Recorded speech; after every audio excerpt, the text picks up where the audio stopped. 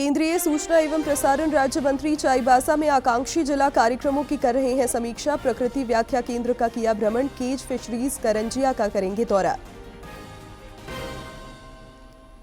आगामी बजट को लेकर वित्त मंत्री राधाकृष्ण किशोर बजट पूर्व संगोष्ठी में आज भी होंगे शामिल। कहा, हर वर्ग के हितों को ध्यान में रखकर बनाया जाएगा राज्य का बजट। भू राजस्व मंत्री दीपक बिरुआ ने राजस्व संग्रहण को लेकर की बैठक। म्यूटेशन समेत जमीन से जुड़े कार्यों को राइट टू सर्विस एक्ट में लाने का अधिकारियों को दिया निर्देश। और जेपीएससी नियुक्ति घोटाला मामले में दायर चार्जशीट पर अदालत ने लिया संज्ञान। आरोपियों को समन जारी कर 15 फरवरी को पेश होने का दिया निर्देश।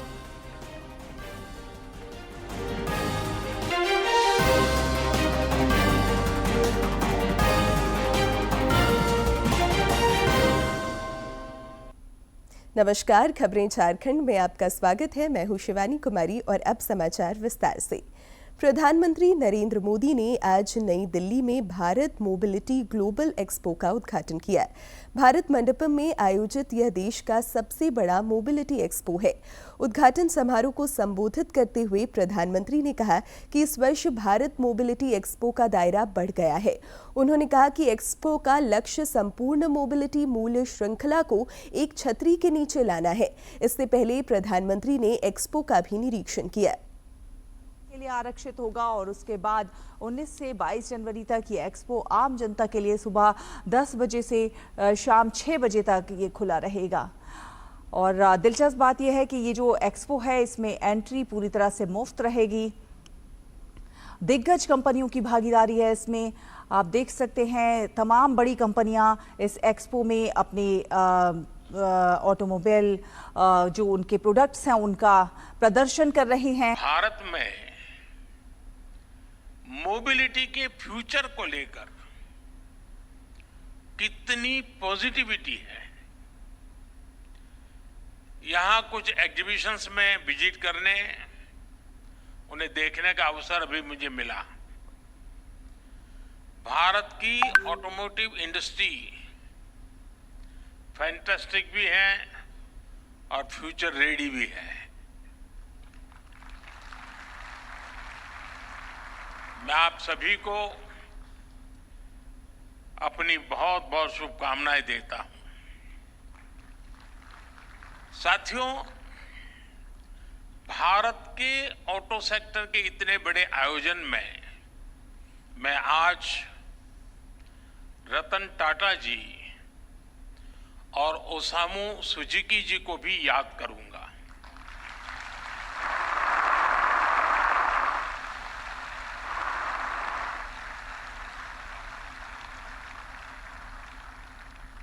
भारत के ऑटो सेक्टर की ग्रोथ में मिडिल क्लास के सपने को पूरा करने में इन दोनों महानुभावों का बहुत बड़ा योगदान रहा है।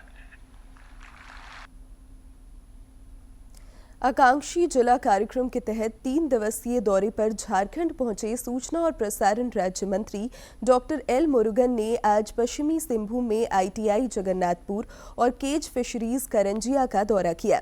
डॉक्टर मुरुगन आज सेल खदान का भी निरीक्षण करेंगे। इससे पहले कल चाईबासा पहुंचने पर पश्चिमी सिंहभूम के उपायुक्त कुलदीप चौधरी और पुलिस अधीक्षक आशुतोष शेखर ने उनसे शिष्टाचार मुलाकात की। देर शाम केंद्रीय मंत्री ने चाईबासा स्थित प्रकृति व्याख्या केंद्र का भ्रमण किया। इस अत्याधुनिक केंद्र के भ्रमण के क्रम में उन्होंने यहां के चित्रपटों पर गहरी रुचि दिखाई। इस दौरान केंद्रीय मंत्री ने प्रकृति व्याख्या केंद्र में वैश्विक तापमान, प्राकृतिक संसाधनों का बेहतर प्रयोग, वनों की कटाई एवं पानी की चिंता, वन क्षेत्र में अपशिष्ट प्रबंधन के अलावा जनजातीय कला, उत्सव, नृत्य के बारे में विस्तृत जानकारी ली। उन्होंने केंद्र के ऑडिटोरियम में झारखंड राज्य की कला, संस्कृति एवं पर्यटन पर आधारित लघु फिल्म को भी देखा। राज्य के आगामी बजट को लेकर वित्त मंत्री राधाकृष्ण किशोर लगातार रायशुमारी कर रहे हैं। इस कड़ी में वे आज भी बजट पूर्व संगोष्ठी में शामिल होंगे। इससे पहले कल रांची में आयोजित बजट पूर्व संगोष्ठी में के दौरान उन्होंने कहा कि वर्ष 2025-26 का बजट हर वर्ग के हितों को ध्यान में रखकर बनाया जाएगा। 2 दिवसीय एक संगोष्ठी के पहले दिन कृषि, सिंचाई, वन पर्यावरण, ग्रामीण विकास, आजीविका मिशन, नगर विकास, पर्यटन, उद्योग, खान एवं भूतत्व, श्रम एवं कौशल विकास समेत कई विभागों की योजनाओं पर विशेषज्ञों के साथ वित्त मंत्री ने चर्चा की। मौके पर कृषि मंत्री शिल्पी नेहा तिर्की भी मौजूद थी। के आने जाने का रास्ता भी आपको बनाना चाहिए। दूसरे विभाग इसलिए नहीं कर पाते हैं कि वो वन क्षेत्र में पड़ता है, जिसके लिए आपकी अनुमति की आवश्यकता होगी।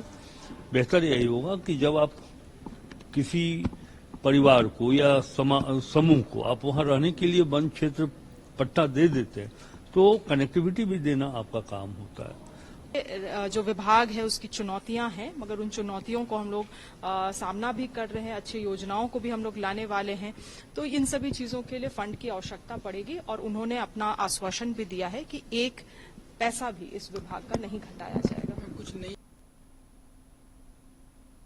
केंद्रीय महिला एवं बाल विकास मंत्री अन्नपूर्णा देवी ने कहा है कि सरकार द्वारा चलाई जा रही बेटी पढ़ाओ और बेटी बचाओ अभियान का सकारात्मक प्रभाव समाज पर पड़ा है।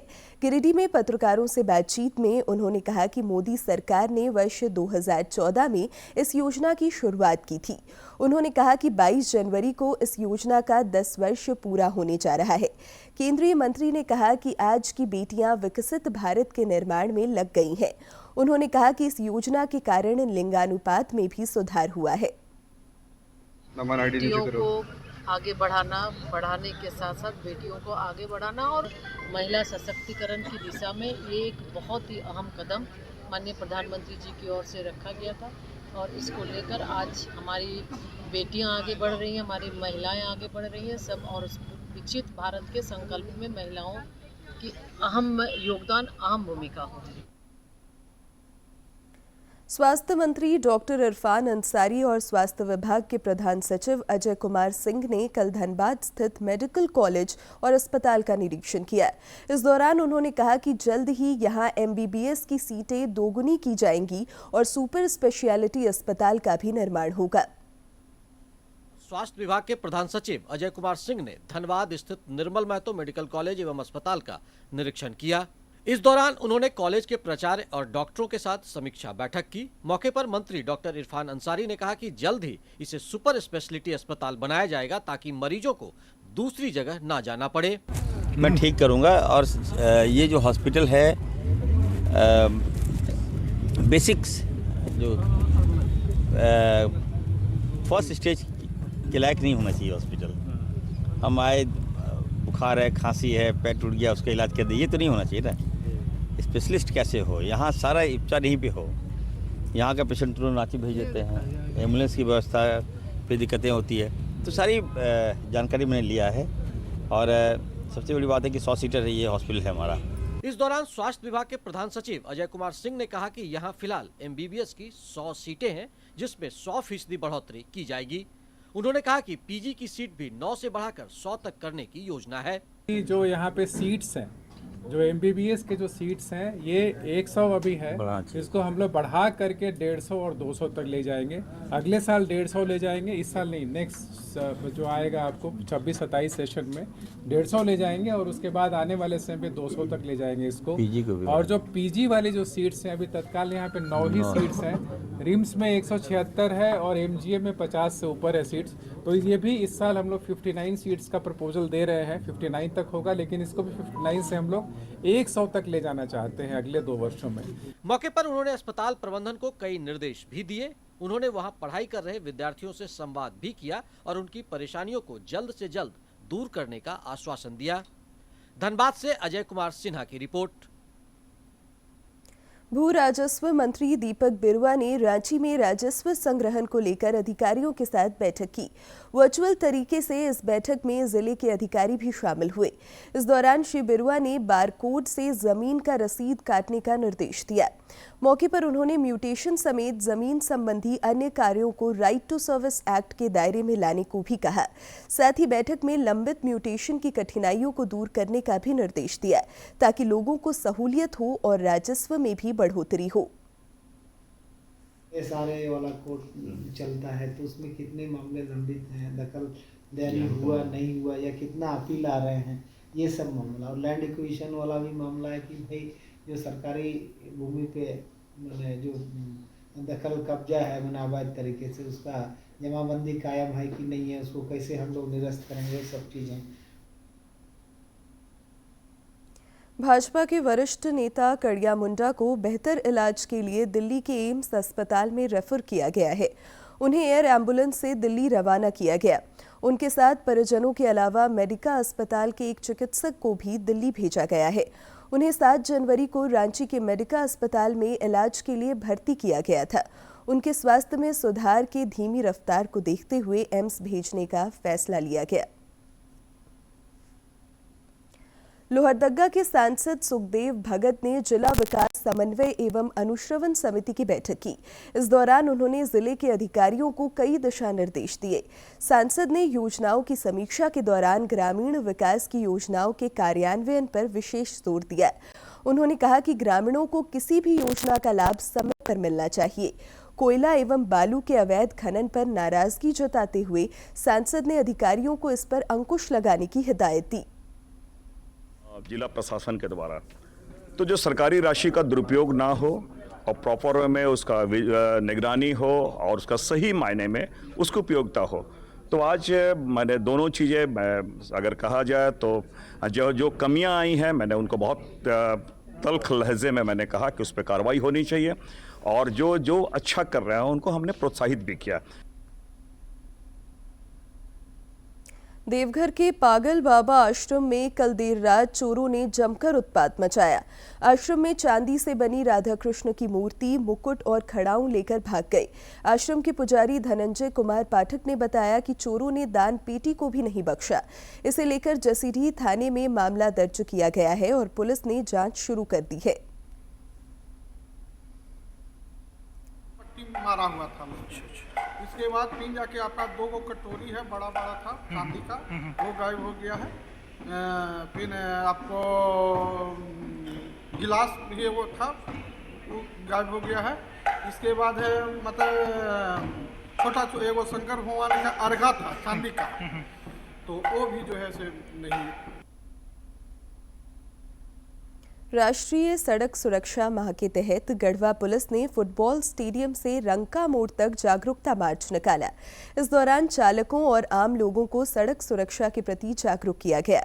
मौके पर पुलिस अधीक्षक दीपक कुमार पांडे ने कहा कि यातायात नियमों का पालन नहीं करने के कारण आए दिन सड़क दुर्घटनाएं होती रहती हैं, जिसमें लोगों की जानें चली जाती हैं।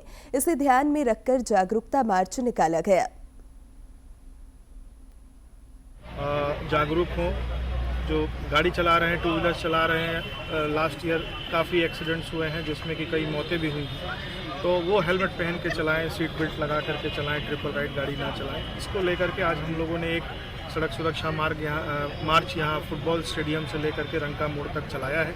हमने लोगों जनता के बीच में पम्फलेट्स भी बांटा है ताकि उसके माध्यम से भी उनको जागरूक किया जा सके। ठंड के दिनों में कुहासा ज़्यादा होता है, तो सुरक्षित और सही तरीके से गाड़ी चलाएं ताकि एक्सीडेंट को हम लोग मिनिमाइज। केंद्रीय कैबिनेट के 8वें वेतन आयोग के गठन को मंजूरी देने के प्रस्ताव की हर तरफ सराहना हो रही है। कर्मचारी और पेंशनर संगठनों के प्रतिनिधियों ने सूचना और प्रसारण मंत्री अश्विनी वैष्णव से मुलाकात कर उनका आभार जताया। वैष्णव से मुलाकात कर प्रधानमंत्री का आभार जताया। देश भर के सरकारी कर्मचारी संगठनों ने भी प्रधानमंत्री का धन्यवाद दिया है। केंद्रीय कर्मचारियों में संतोष और खुशी है। टर्म्स ऑफ रेफरेंस अभी आने हैं। मुझे विश्वास है कि सर्विंग एम्प्लॉइज के साथ में सेवानिवृत्त लोगों के भी जिस प्रकार अब से पहले 7 पे कमीशन ने पेंशनर्स के इंटरेस्ट को प्रोटेक्ट किया है, ये 8वां भी पे कमीशन पेंशनर्स, फैमिली पेंशनर्स, इनके सबके इंटरेस्ट को प्रोटेक्ट करेंगे। इंडियन रेलवे बैंक की तरफ से मैं प्रधानमंत्री नरेंद्र मोदी जी को धन्यवाद करना चाहता हूं। 8 सेंट्रल पे कमीशन का अनाउंसमेंट सरकार की। 8 सेंट्रल पे कमीशन का रिपोर्ट जल्दी से लेके जनवरी 26 से ये नया वेज स्ट्रक्चर अलाउंसेस पे इम्प्रूवमेंट अमल करने से कर्मचारियों में थोड़ा सेटिस्फैक्शन हो सकती है। गवर्नमेंट के कर्मचारियों के लिए खुशी का माहौल है कि जो हमारी डिमांड 24 अगस्त को हम प्रधानमंत्री से मिले थे, उनसे मीटिंग हुई थी, वहाँ भी हमने मेमोरेंडम दिया था। उसके बाद भी बराबर जो हम कॉरस्पॉन्डेंस कर रहे हैं, उन्होंने हमारी बात को सुन के तमाम केंद्रीय कर्मचारियों के लिए ये 8वें पे कमीशन का जो गठन किया, बहुत अच्छा किया और इससे एम्प्लॉइज़ को सेटिस्फेक्शन होएगी। ये जो खुशी हम लोग बहुत पहले से मांग कर रहे थे और नए साल के तोहफा मानिए बहुत अच्छा है, इसलिए हम सभी रेल कर्मचारी इसके लिए सरकार को बहुत बहुत बधाई देते हैं। प्रधानमंत्री जी का बहुत बहुत धन्यवाद देता हूँ पे कमीशन दिलाने के लिए। झारखंड लोक सेवा आयोग जेपीएससी के प्रथम सिविल सेवा नियुक्ति घोटाला मामले में सीबीआई की ओर से दाखिल चार्जशीट पर अदालत ने संज्ञान लिया है। सीबीआई के विशेष न्यायाधीश पीके शर्मा की अदालत ने आरोपियों की उपस्थिति को लेकर समन जारी किया है। आरोपियों को 15 फरवरी को अदालत में पेश होने को कहा गया है। गौरतलब है कि सीबीआई ने जेपीएससी के तत्कालीन अध्यक्ष डॉक्टर दिलीप प्रसाद समेत 37 आरोपियों के खिलाफ चार्जशीट दाखिल की है, लेकिन अभियोजन स्वीकृति नहीं मिलने के कारण चार्जशीट पर न्यायालय संज्ञान नहीं ले पाई थी। प्रयागराज महाकुंभ के दौरान बीते 6 दिनों में 7 करोड़ से अधिक श्रद्धालु त्रिवेणी संगम में पवित्र स्नान कर चुके हैं। यह स्नान 11 जनवरी से शुरू हुआ था। त्रिवेणी के संगम पर भक्ति और आस्था का अद्भुत दृश्य देखने को मिल रहा है। बड़ी संख्या में साधु संत, कल्पवासी और श्रद्धालु पवित्र स्नान के लिए एकत्रित हो रहे हैं। अब तक महाकुंभ में 7 करोड़ से ज्यादा श्रद्धालुओं ने हिस्सा लिया। हर दिन लाखों श्रद्धालु आस्था की उमंग के लिए वहां पहुंच रहे हैं। उम्मीद है कि दूसरे अमृत स्नान मौनी अमावस्या पर 10 करोड़ से ज्यादा श्रद्धालु प्रयागराज पहुंचेंगे। इसे देखते हुए उत्तर प्रदेश के मुख्य सचिव और डीजीपी ने महाकुंभ की तैयारियों का स्थलीय निरीक्षण और समीक्षा की। मुख्य सचिव ने मौनी अमावस्या पर्व के साथ ही प्रधानमंत्री की विजिट और कैबिनेट बैठक को लेकर समय पर तैयारियों को फाइन ट्यून करने के निर्देश दिए। रेलवे स्टेशन की जानकारी देने के लिए अधिक sciences, digital screens, running status दिखाने के लिए कहा गया। ये सुनिश्चित किया गया कि किसी भी स्थिति में ट्रेनों के प्लेटफॉर्म चेंज ना हो। स्टेशन से संगम की दूरी के भी साइनेज लगाए जाएं। वहीं मेला क्षेत्र में टेलीकॉम का इंफ्रास्ट्रक्चर मजबूत करने की कवायद की जा रही है। इसके साथ ही अयोध्या के लिए नियमित बसों का संचालन, संगम के पास पर्याप्त संख्या में यूरिनल्स का इंतजाम करने का भी निर्देश दिया गया। पुलिस को चेकिंग और पेट्रोलिंग नियमित जारी रखने और सामान्य दिनों में भी ढिलाई न बरतने का निर्देश है। इसके अलावा 12 किलोमीटर लंबे घाटों में प्रत्येक इंच रिवर बैरिकेडिंग को भी सुनिश्चित किया जा रहा है। धर्म अध्यात्म की नगरी देवघर में विश्व कल्याण और नगर कल्याण के लिए कई धार्मिक अनुष्ठान किए जाते हैं, जिसमें सुल्तानगंज से देवघर तक दंडवत यात्रा भी शामिल है। देवघर गोमुख गंगोत्री के बैनर तले तीर्थ पुरोहित समाज द्वारा यह यात्रा आयोजित हुई। सुल्तानगंज से देवघर तक की दंडवत यात्रा करते हुए देवघर पहुंचे। पुरोहित समाज के लोगों ने इस दंडवत यात्रा को बाबा बैद्यनाथ को समर्पित बताया। हम आए हुए लगभग 45 से 47 दिन का टाइम लगा। बहुत बाबा पार कराने वाले और कोई नहीं। बाबा का भरोसा रखिए, उसमें पार किसी तरह पार होने वाला नहीं। सुल्तानगंज से बाबा धाम लगभग 108 किलोमीटर की यह दंडवत यात्रा काफी कठिन होती है। बावजूद इसके पुरोहित समाज के प्रतिनिधि जग कल्याण के साथ साथ नगर कल्याण के लिए यह अनुष्ठान पूरा करते हैं और यहाँ पहुंचकर बाबा की पूजा अर्चना करते हैं। हम लोग विशेषतः गौमुख गंगोत्री के बैनर तले गौमुख गंगोत्री से जल लेके चलते हैं विश्व कल्याणार्थ के लिए। लेकिन इस बार दल में कुछ सदस्यों की इच्छा हुई जो नगर कल्याण, विशेषकर देवघर नगर के लिए। इधर गोमुख गंगोत्री के बैनर तले दंडवत यात्रा के देवघर पहुंचते ही लोगों ने तीर्थ पुरोहित समाज का आशीर्वाद लिया। देवघर से मनीष दुबे की रिपोर्ट। झारखंड का बेदिया समुदाय लकड़ी से सुंदर कलाकृतियां बनाने में प्रवीण है। यह समुदाय अपने पुश्तैनी हुनर को जिंदा रखने की भरसक कोशिश कर रहा है। देखिए ये खास रिपोर्ट। तो रांची के आसपास पर्यटन स्थलों की सैर की है तो यहाँ आपकी नज़र लकड़ी से सुंदर कलाकृतियां बना रहे कारीगरों पर जरूर पड़ी होगी। दरअसल ये बेदिया समुदाय के वे कलाकार हैं जो अपने पुश्तैनी हुनर को जिंदा रखने के लिए संघर्ष कर रहे हैं। केवल छोटे मोटे पारंपरिक औजारों की मदद से ये कारीगर बेजान लकड़ियों में भी जान फूंक देते हैं। इसके बाद जो कलाकृति बनकर तैयार होती है वह आपके ड्राइंग रूम की शोभा को कई गुना बढ़ा देती है। हाथ का ही कारीगरी है इसमें, और बटाली और बिस्ला का और आरही वलेट का काम है। ये सब बाहर का आदमी ले जाता है। पर्यटक भी मानते हैं कि ऐसी हस्तनिर्मित कलाकृति उन्हें अन्यत्र नहीं मिल सकती। ये जो है ना, ये बाजार में अवेलेबल नहीं होगा। ये जो संस्कृति अपने यहाँ झारखंड में मिलता है उस तरफ का ये हुंडरू फूल में, बाहर में इसको बेचा भी जाएगा तो बहुत महंगा लगता है। यहाँ 60 रुपये बहुत इजीली मिल जा रहा है। इस हुनर के सिपाही उमेश बेदिया कहते हैं कि यह कला उन्हें विरासत में मिली है और बाप दादा को बनाते देखकर उन्होंने सीखा है। हालांकि सरकारी स्तर पर भी समय समय पर ट्रेनिंग आदि की व्यवस्था की जाती है। वे कहते हैं कि इससे जुड़े रहने के पीछे पुश्तैनी कला को जीवित रखना ही मूल उद्देश्य है, वरना इससे मुश्किल गुजारा हो पाता है। दादाजी सब करते थे, उसको देख देख के हम लोग सीखे। ट्रेनिंग हो रहा था हम लोग का गाँव में, इसलिए देख के हम लोग सीखे। अनगढ़ा निवासी रावण बेदिया खेती बाड़ी करते हैं और खाली समय में कलाकृतियों का निर्माण करते हैं। वे कहते हैं कि यहाँ जो पर्यटक आता है कोई ना कोई एक कलाकृति जरूर अपने साथ ले जाता है। खर्चा कुछ कभी कभी बिकता है तो होता है, तो फिर घर में फिर काम होता है। कभी बीच बीच में हम लोग लकड़ियों को तराशते इन कलाकारों के हाथों की गति को देखकर आप हैरत में पड़ जाएंगे। हालांकि अफसोस की उस गति से न ही इस कला का और न ही इन कारीगरों का विकास हो पाया। जरूरत है इस दिशा में एक गंभीर पहल की। डीडी न्यूज के लिए रांची से अवधेश गौतम की रिपोर्ट। आपका पसंदीदा डीडी झारखंड नए तेवर और नए कलेवर के साथ नए साल में आपके बीच है, ताकि पल पल की खबरें आप तक पहुंचे। झारखंड गांव से लेकर कस्बों और शहरों तक की है धड़कन। सटीक, विश्वसनीय और तेज खबरों का भी है आईना। राजनीति के मंच से सत्ता के गलियारों तक, खेत से खलिहान और मनोरंजन से इंफोटेनमेंट तक, खेल के मैदान से रंगमंच की खबरों तक, सब कुछ देखिए हमारे प्रादेशिक समाचार में हर रोज दोपहर 12:30, शाम 6:30 और 7:30 बजे, सिर्फ और सिर्फ डीडी झारखंड पर।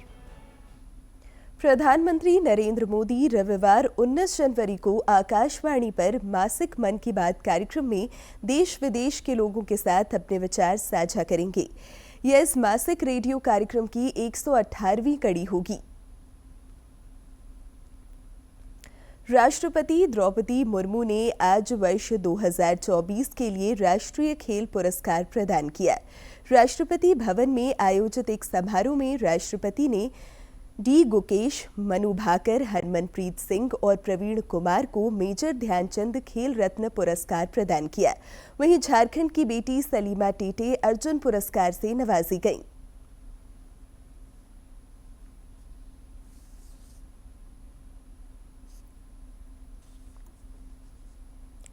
रांची में खेले जा रहे महिला हॉकी इंडियन लीग में कल ओडिशा वॉरियर्स ने रांची राढ़ बंगाल टाइगर्स को 3-2 से हरा दिया। इसके साथ ही ओडिशा वॉरियर्स अंक तालिका में दूसरे स्थान पर पहुंच गया है।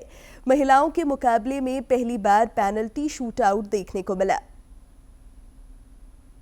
उसके बाद गोलकीपर ने बचाया। 8 सेकंड का समय समाप्त हो चुका है, तो 5वें शूट की जरूरत ही नहीं पड़ेगी।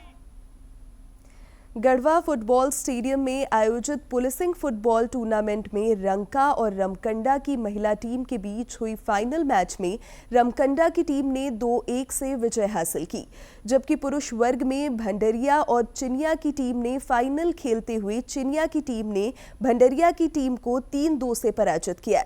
इस टूर्नामेंट में जिले के सभी थानों से 21 पुरुष और 4 महिला सहित कुल 25 टीमों ने भाग लिया।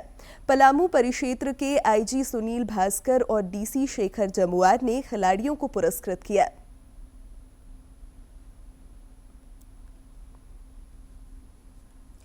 पलामू अंतर्गत पड़वा प्रखंड के दिव्यांग खिलाड़ी राजेश कुमार मेहता का चयन मार्च में आयोजित होने वाले पारा थ्रो बॉल एशिया कप के लिए हुआ है। इस टूर्नामेंट में 21 देश के खिलाड़ी भाग लेंगे। प्रतियोगिता में भारत का प्रतिनिधित्व करने को लेकर राजेश काफी खासे उत्साहित और प्रसन्न हैं। उन्होंने कहा कि वे प्रतियोगिता में सर्वश्रेष्ठ प्रदर्शन का प्रयास करेंगे। एशिया कप में ये सिलेक्शन कप मेरे लिए बहुत खुशी की बात है, क्योंकि एशिया कप में सिलेक्शन होना बहुत गर्व की बात ऐसे भी माना जाता है। तो मैं बहुत ही खुशी के साथ बता रहा हूँ कि बहुत अच्छा लग रहा है। और ये मेरा दिव्यांगता इस गेम को लेकर के एक अहम रोल निभा रहा है कि मैं एक दिव्यांग होकर के भी इतना आगे तक जा रहा हूँ। और अब बात मौसम की। राज्य के कुछ जिलों में जहां कड़ाके की ठंड पड़ रही है, वहीं कुछ जिलों में ठंड से थोड़ी भी राहत मिलती दिख रही है। हजारीबाग और देवघर जैसे जिलों में ठंड का सितम लोगों को परेशान कर रहा है। पिछले 24 घंटे के दौरान जगन्नाथपुर में न्यूनतम तापमान 7 डिग्री सेल्सियस रिकॉर्ड किया गया, जो राज्य में सबसे कम रहा। रांची स्थित मौसम विज्ञान केंद्र के वैज्ञानिक अभिषेक आनंद ने बताया कि अगले 4 दिनों के दौरान न्यूनतम तापमान में किसी बड़े बदलाव की उम्मीद कम है। आज जहां आकाश में आंशिक रूप से बादल छाए रह सकते हैं, वहीं कल से मौसम के साफ रहने का पूर्वानुमान है। आगामी 21 और 22 जनवरी को फिर से आकाश में आंशिक रूप से बादल छाए रहने के आसार हैं। और अब अंत में मुख्य समाचार एक बार फिर।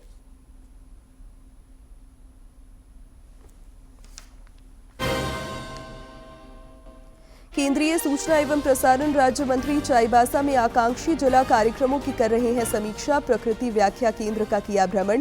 केज फिशरीज करंजिया का करेंगे दौरा।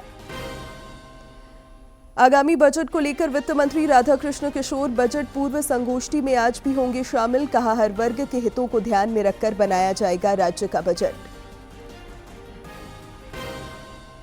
भू राजस्व मंत्री दीपक बिरुआ ने राजस्व संग्रहण को लेकर की बैठक। म्यूटेशन समेत जमीन से जुड़े कार्यों को राइट टू सर्विस एक्ट में लाने का अधिकारियों को दिया निर्देश। और जेपीएससी नियुक्ति घोटाला मामले में दायर चार्जशीट पर अदालत ने लिया संज्ञान। आरोपियों को समन जारी कर 15 फरवरी को पेश होने का दिया निर्देश।